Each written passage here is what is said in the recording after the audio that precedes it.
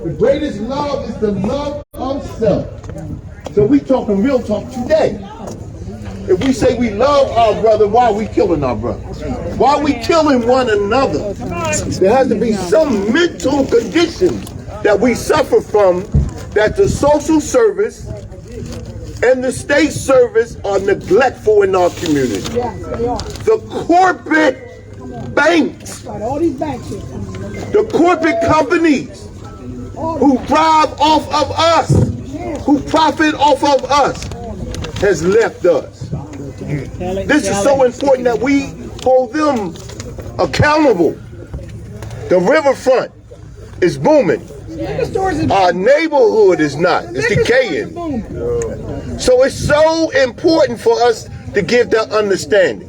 If we say we're religious people, if we say we're God-fearing people, then we must leave our ego at the door. Let me emphasize, the narrative, exit God out your life. That's ego. We're coming with the materialism, the TikTok, as the brothers say. And we're exiting God out of our life. If we believe in God, it's manifested in our behavior, in our consciousness, in our love for God. How can you say you love your brother every day, but you don't see God every day, but God sees you? How do you say things like this? So we're changing the narrative of the words in our community, because words make people. And so we're here standing today in unity. See, I have what they call a betrayal clause. Let me talk some real talk. Yeah, right there, right there. All the people that stand right here, right today, who speaks about unity in the daytime, in the nighttime, run back and talk about crumbs and food at the table. That's the betray clause, that we own your blood. You better come on here. Blood of blood. Our community, blood represents the struggle and the life of the people. We need to start understanding about blood and commitment. Now, the unity is important for us to understand that as community. We're not divided at all. What makes us divided, if we say we God-fearing, is our ego. Because we always exiting God out of our life for a little bit of material gain. So our sister has said to us absolutely clearly what we're about. We're about unity today. We stand together today. For if you can't stand, you fall for anything and everything. So it's just important. The fathers, be a father. How can we tell somebody, don't mess with our children, don't mess with our family, but yet and still, we don't do the same thing. We don't expect help unless we first help ourselves. Because when the help comes, it comes with a condition. You're teaching good, brother. We come with a condition.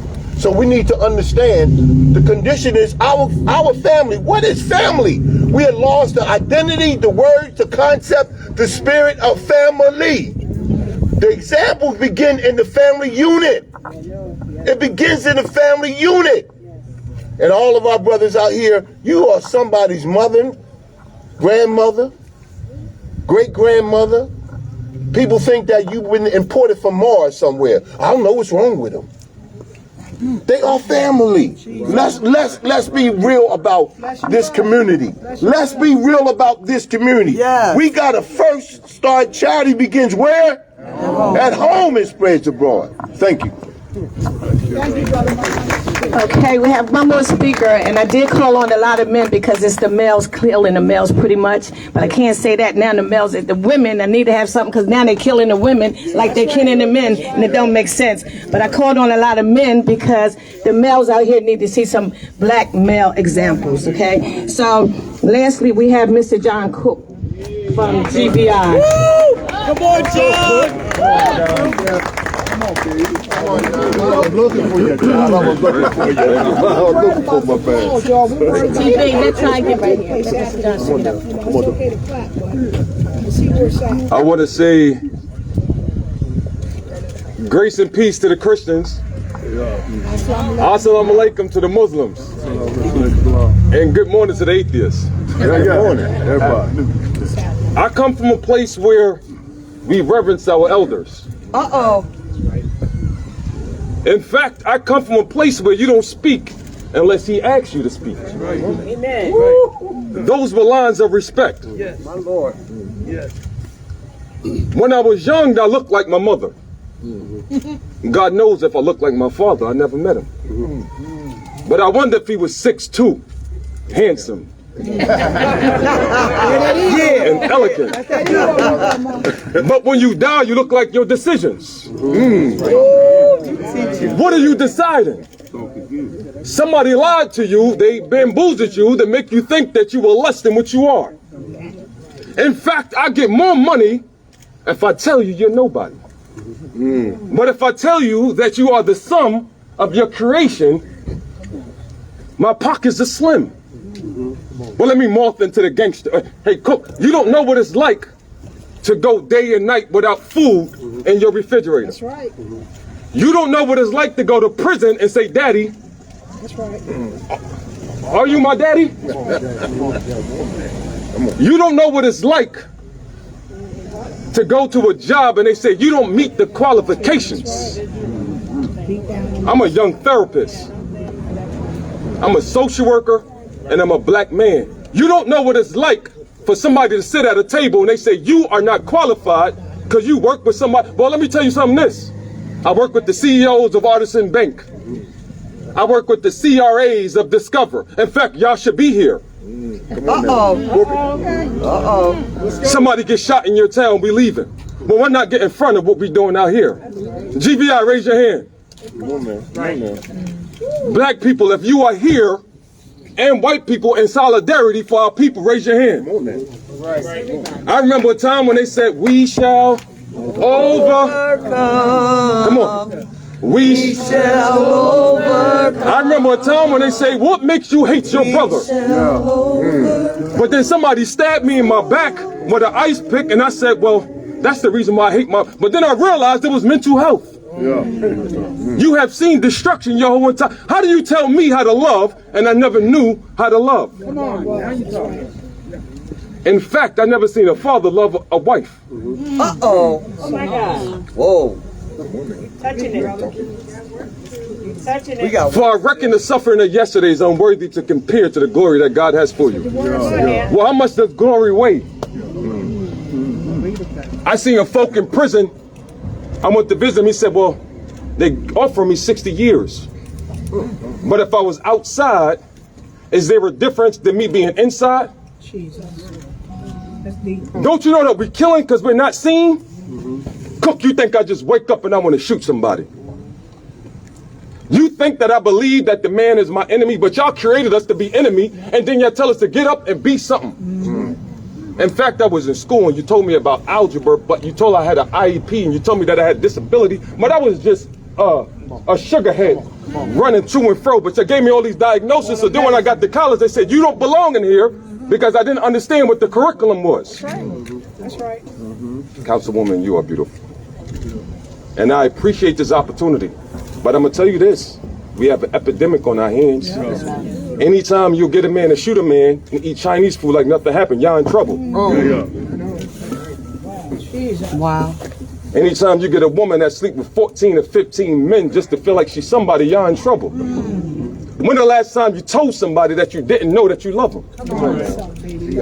Have you ever seen the hands of a killer?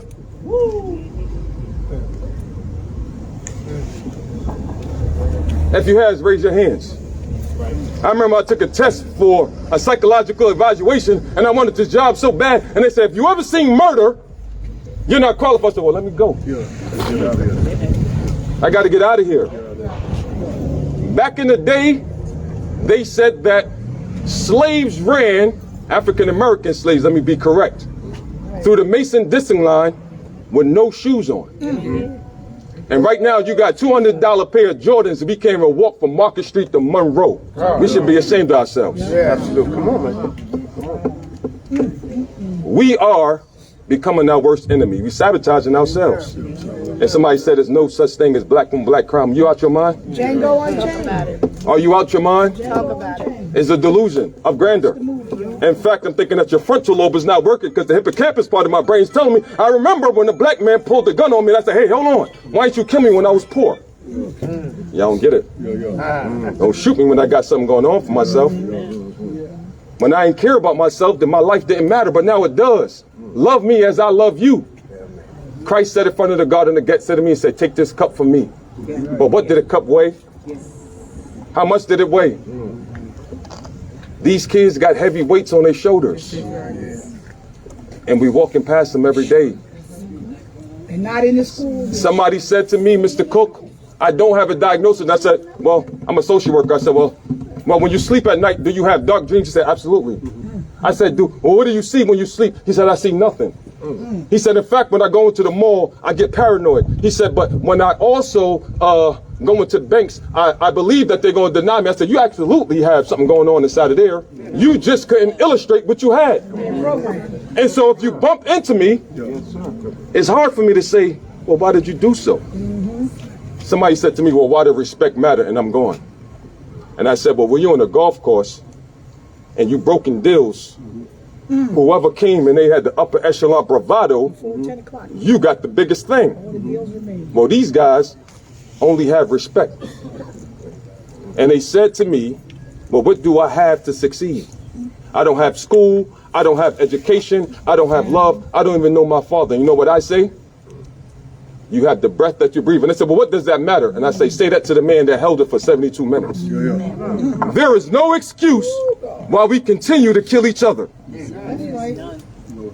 When did the oppressor became oppressive? That's right.